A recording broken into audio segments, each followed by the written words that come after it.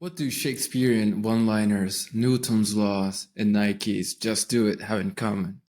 They're not just familiar, they're iconic. They've transcended their origins to become part of our collective consciousness. They're a part of our zeitgeist, a fragment of the spirit of our time. But have you ever stopped to wonder how these ideas went from being mere thoughts to universal truths that everyone respects? What makes a cliché a cliché? Every groundbreaking idea has a birth story. Every cliché was once a revolutionary concept that shattered the status quo. So, how do ideas make this transformative journey from obscurity to ubiquity? Here's what we'll uncover today. First of all, the anatomy of a classic. What's the secret recipe that transforms a mere work into an unforgettable classic? Then we're going into how cliches lose their virginity, because even cliches have their first time. Later, we'll see how the Overton window, the invisible fence that keeps society's ideas in check, can be transformed. How we can push the boundaries and make new ideas the new norm. After that, we're going to strive for timelessness. In a world that chases the next big thing, how do you create something that stands the test of time? Are you ready to dive deep into the anatomy of ideas that stand the test of time? So let's dissect what makes a classic truly unforgettable. Classic is something that everyone wants to have read and nobody wants to read. Mark Twain. I used to agree with Mark. I always thought, well, there are so many books that I should read, that I should have read, but I didn't really want to get to the bits of it and read them. It would be something more to be able to say that I had read them than necessarily because I'd enjoyed them. And it is true to an extent. There are some books that are hard to read, that are boring from the past, but that doesn't mean you shouldn't read them. In our last edition, we delved into the Lindy effect, and we explored the elements that make the ideas timeless. Today, we're diving into another concept that's even deeper, and I like to call it classic worthiness. So, what makes a work classic worthy? What makes it worth being read or being watched 100 years from now, 1,000 years from now? To withstand the test of time, a work needs to possess a trait that I call IT. Is that information technology? Is no. IT, in this sense, is what I call intense thoughtfulness. So any artistic being, any artist worth their salt can manage to capture the spirit de temps of their era. They can distill complex ideas and emotions into a vivid, unforgettable form. It can be Machado de Assis talking about 19th century Rio de Janeiro, or it can be Victor Hugo teleporting you to the streets of Paris. It doesn't matter who we're talking about. What matters is that these badasses are dense. They have all of their zeitgeist, all of the era, all of the culture they were immersed in, and they transmit that into a book. You know, the signal to noise ratio that we talked about last time, it's off the charts. And when I think of it, there's a thing I call the Dostoevsky paradox. Because everyone talks about Russian literature and how it's great and how Dostoevsky might be the greatest psychologist to ever live, and about his philosophy and his life story that's Very, very, very dark. But you know what else is dark? His books.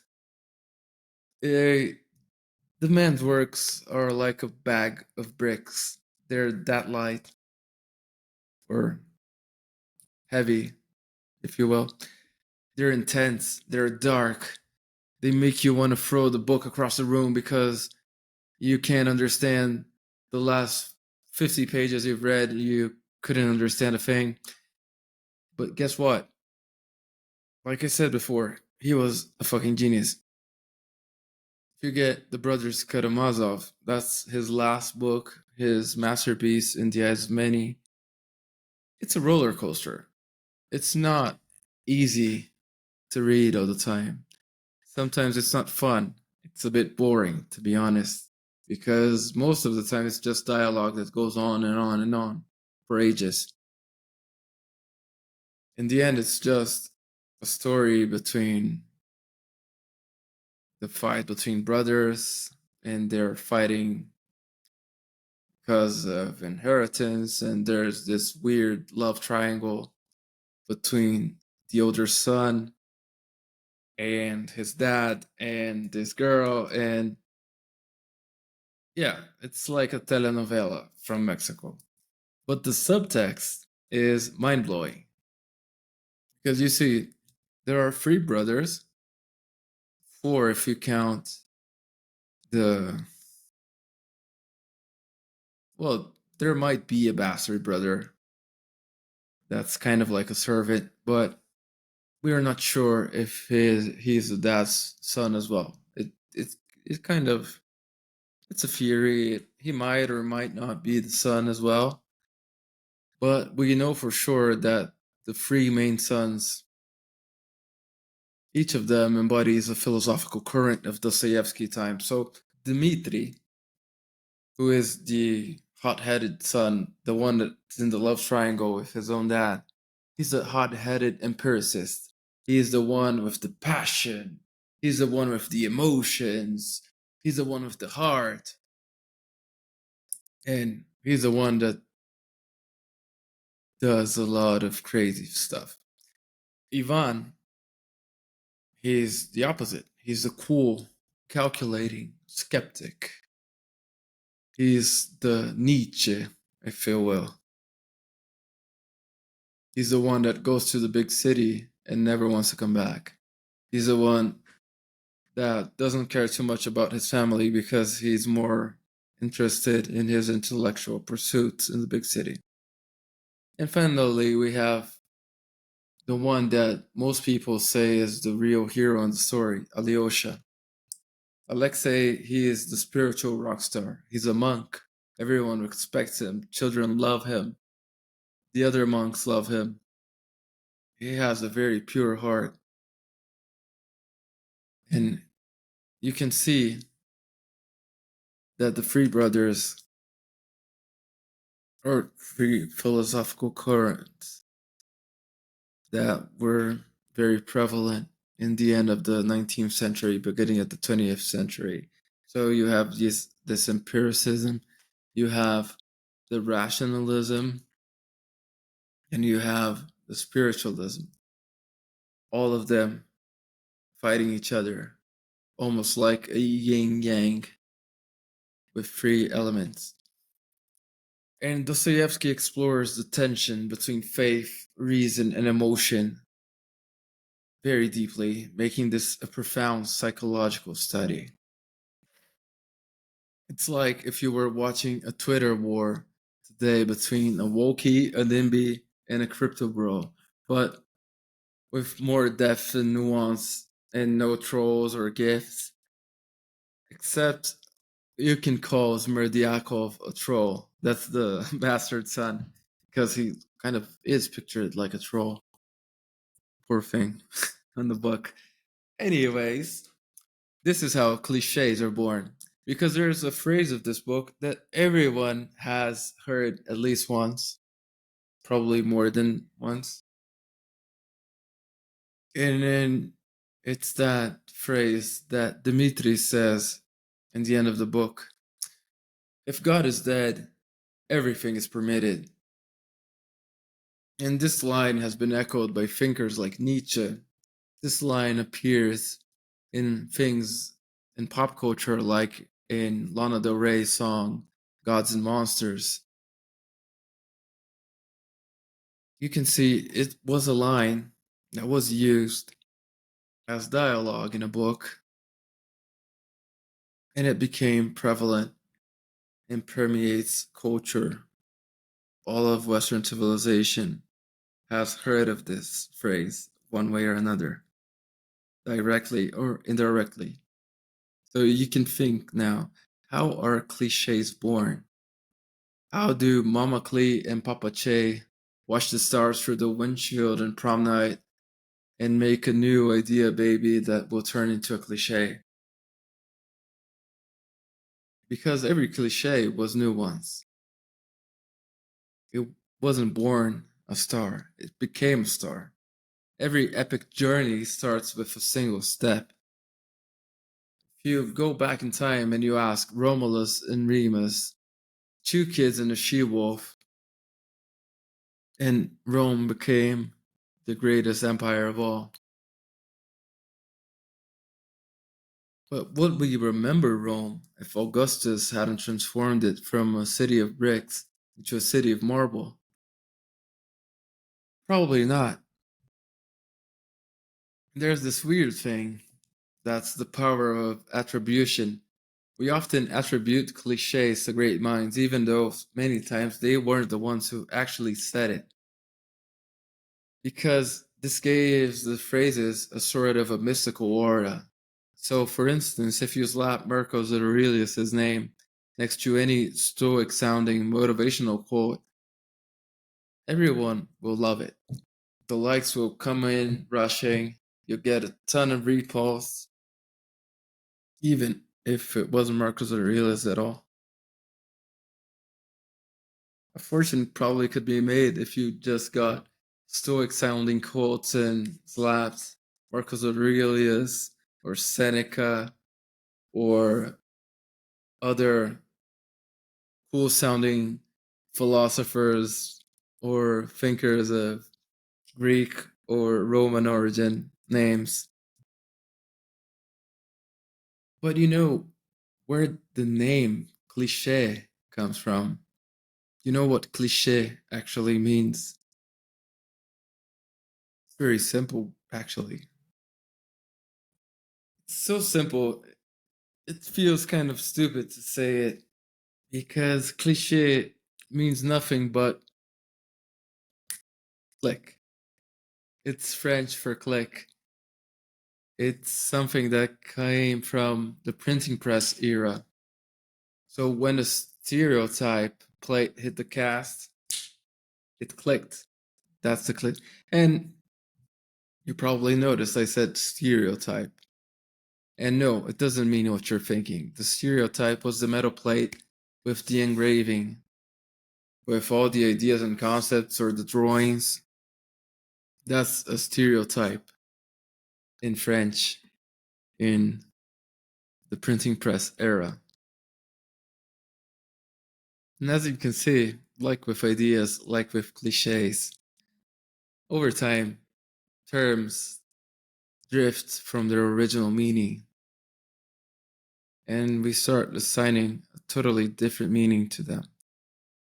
We have a different perception from what people had when they were invented. And it's also a matter of losing things in translation over time and over languages. It's easy to misattribute or misunderstand phrases as they go through time and language. For example, you know that phrase, let them eat cake, that many attribute to Marie Antoinette. And it's so famous that even in the Queen song, Killer Queen, Freddie Mercury used to say that, like, let them eat cake, she says, just like Marie Antoinette. And the beauty and remedy for Khrushchev and Kennedy is that Marie Antoinette never actually said that phrase. That was actually a phrase that other French aristocrats used to say, but they used to say it decades before her reign. And that's not all. You know the phrase, money is the root of all evil, and we often attribute this to greed, or better saying, we think that money is the problem in and of itself. But actually, the true phrase was the love of money is the root of all evil, not that money itself was the root of all evil. So the problem is greed, not money itself. Another phrase that's misplaced is great minds think alike. It's often cited in isolation, but the full phrase was great minds think alike, but fools seldom differ. Smart people don't think alike. They tend to disagree on plenty of things. That's what makes them smart after all. This nonconformist search for data, this willingness to have your own conclusions on things, even if you do end up concluding the same thing as the mainstream, but at least you try to put it under different perspectives because things not necessarily make sense. It's not because everyone does something that you should do it as well. Like if all your friends jump from the bridge, will you jump from the bridge as well? If your friend puts his hand on the fire, will you put your hand on the fire as well? I hope not. I really, really, really hope not. But that's why they say it in traditional wisdom, right? That's why every mom says that kind of things. Oh, mom, but everyone's doing it. You're not everyone. Yeah, you're not everyone. I hope you recognize this. And it's something that it's not only attributed to historical figures or historical sayings.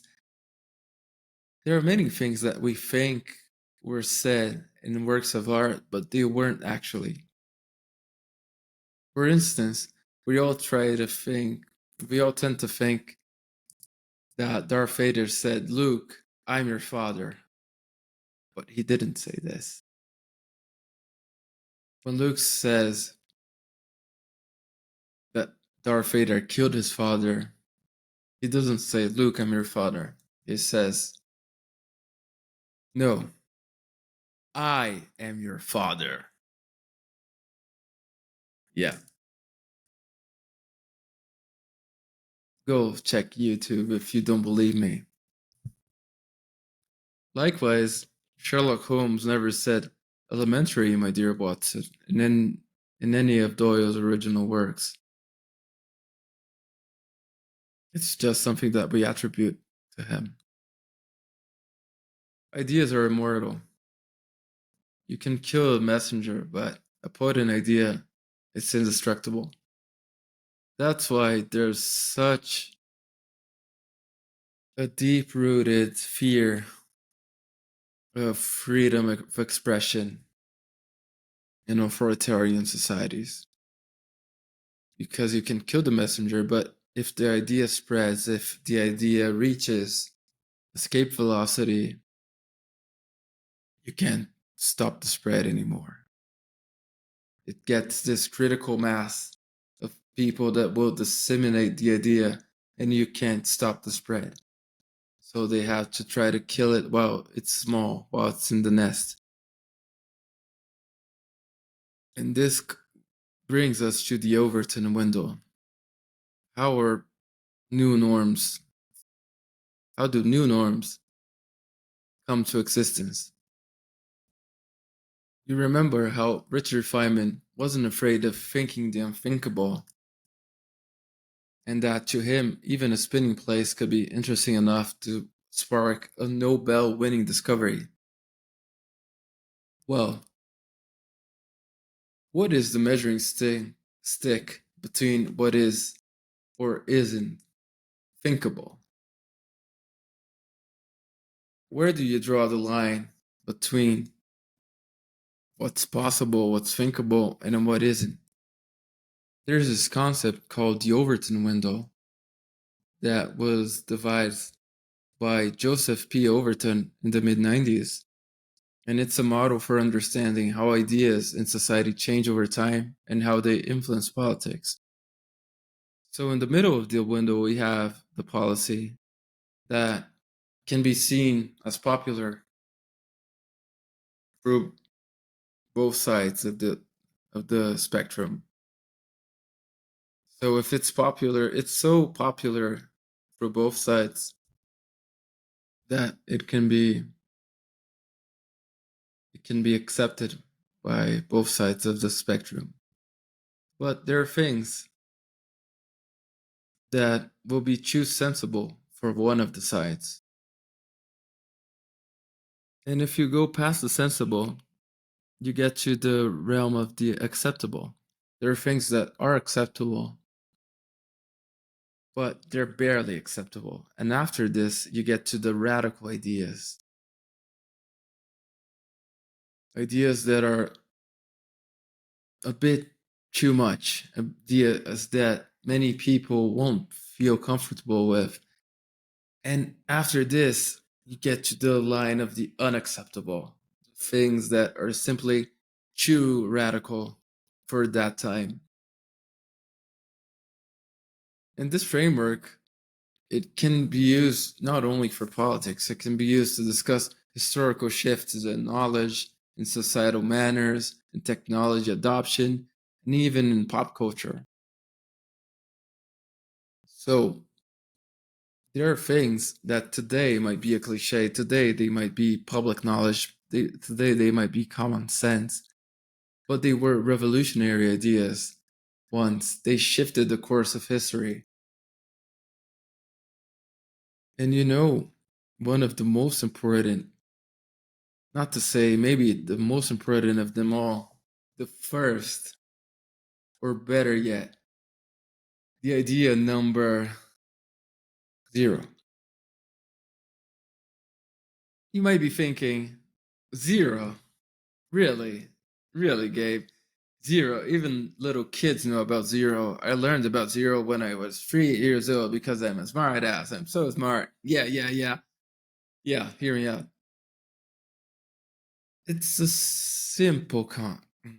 this seemingly simple concept took millennia for Indian mathematicians to develop. It's simple now, but it wasn't simple then. It's no coincidence that we still use Indo it's no coincidence that we still use Indo-Arabic numerals and not Roman or Persian numerals because they're much easier to handle. And one of the reasons they're easier is because they're in a decimal system and we have 0. And can you imagine a world without the sun and the moon? Of course not. And you must be thinking I'm out of my mind again. And do I am a tad crazy? Do I am a bit to the edge of the Overton window in most subjects? I promise I'm not crazy yet. Richard Feynman was fascinated by the Mayans, not because they built pyramids, but because it could predict lunar eclipses centuries in advance. And they didn't even know what the moon was.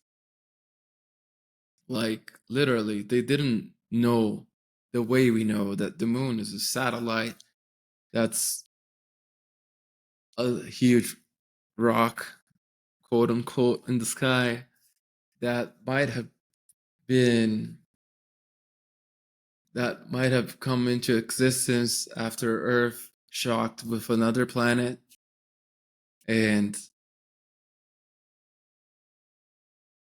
But the Mayans didn't know that.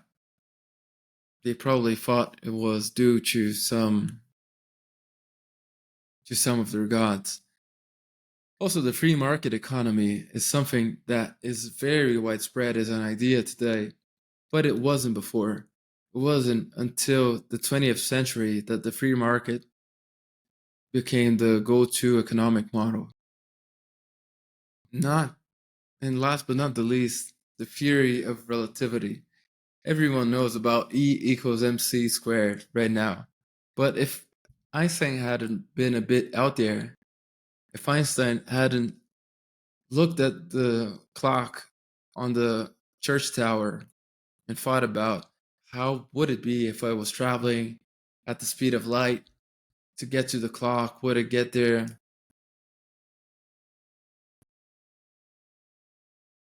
We wouldn't have special relativity. We wouldn't have the GPS.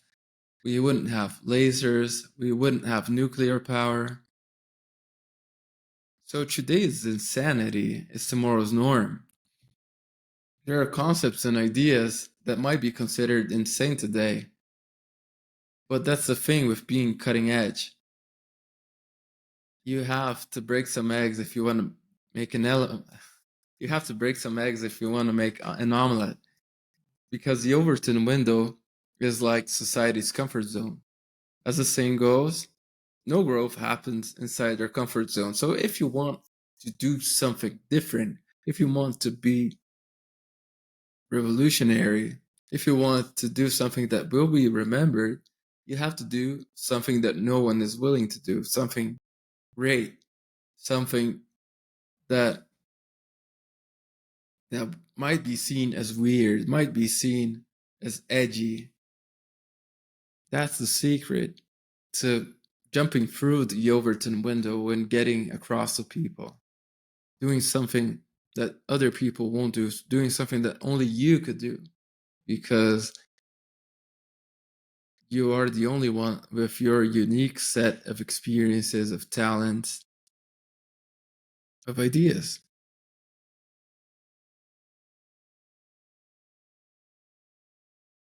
So, to close off, if you want to strive for timelessness, you can think of this Confucius quote.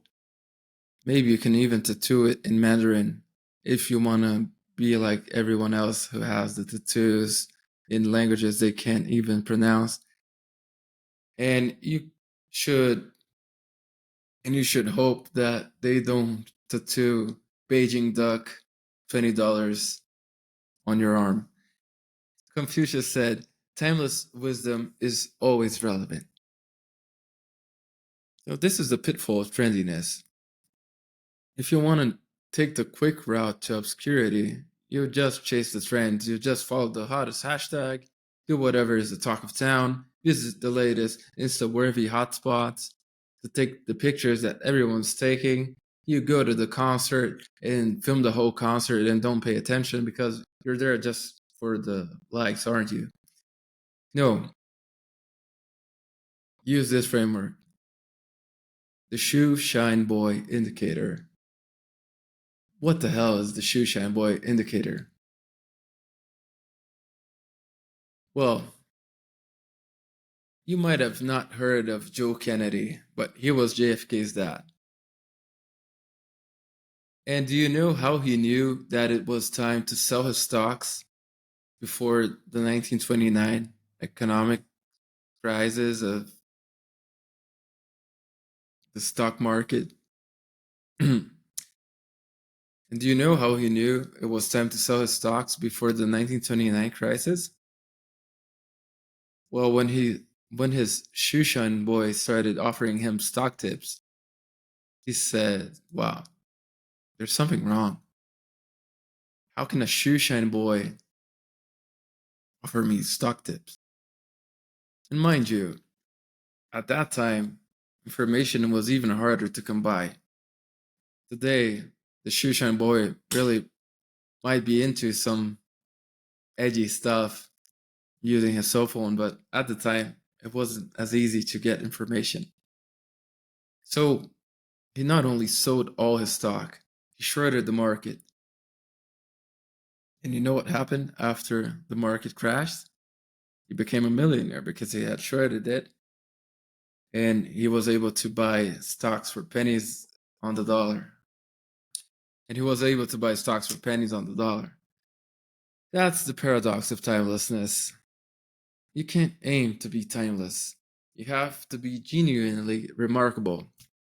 So remarkable, in fact, that you might just end up becoming a cliche one day.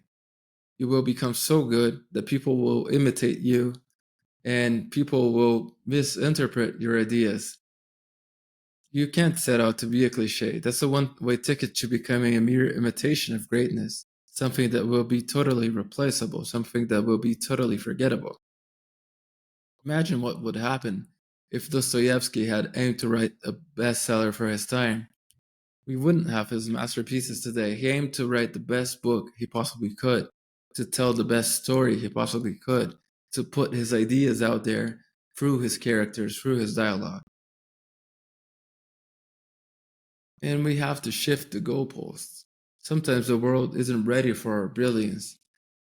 And when that time comes, we might have to force the world to change its standards. Like Henry Ford said, if I had asked my customers what they wanted, they wouldn't say they wanted a car. They would say they wanted a faster horse. Or imagine when Steve Jobs put out the first iPhone. No one knew they wanted an iPhone. But when he put it out there, everyone knew they wanted an iPhone. So sometimes your client, your customer, your prospective client, your prospective customer might not even know they need something. They might not even know they want what you have to offer. And you have to put it out there. You have to show them their, that you have something that could solve a problem for them, that could solve a pain, that could make their lives easier. And then you show them your thing. You show them how it can improve their lives. You show how adopting your idea might be better for them. And people will start liking it. People will start adopting your idea. You will become a co-leader. In the good sense, of course. Don't use this wisdom for bad stuff, or else I'll start quoting you as if you were Marcus Aurelius. So, what's the path to timelessness? You want to discover your own faster horse, don't you? You want to find your iPhone. So, first of all, do epic shit. Explore the world, explore ideas, flavors, colors, go talk to people, be insatiably curious, go read weird books, go watch Iranian movies, do epic shit, do epic stuff, do things that people will want to hear about. And after that, or in parallel to that, create relentlessly. Write, speak, record, whatever your creative outlet is. Do it often, mix it up. The more you create, the closer you'll get to your own masterpiece. You have to put stuff out there, get in the reps, and eventually you'll become a great at what you want to do. Like Michelangelo said, I created a vision of David in my head and simply carved away everything that was not David. So he was there chipping at the marble until he took away everything that was not David, and everything that stood there was David. What's your David desperate to be set free? So today we've delved deep into the anatomy of classics, the birth and evolution of cliches, the shifting sands of the Overton Window. But now it's your turn to make your mark. It's your turn to go and do something great. We're not here to waste our fucking time. Your challenge is to identify a cliche that resonates with you, but has lost its original meaning. Can you bring new life into it? What's a unique trait or skill you possess that could shift the Overton window? So think about this. What cliche resonates with you, and how could you redefine it? And what unique trait or skill do you have that could become your legacy? Take those insights and run with them. Think about this again. What's your David desperate to be set free? Look him in the eye. What's your David desperate to be set free? Think about that. Envision that. See him. Make him palpable. And go do it. go set your David free, okay? So think about your David and just go, go, go.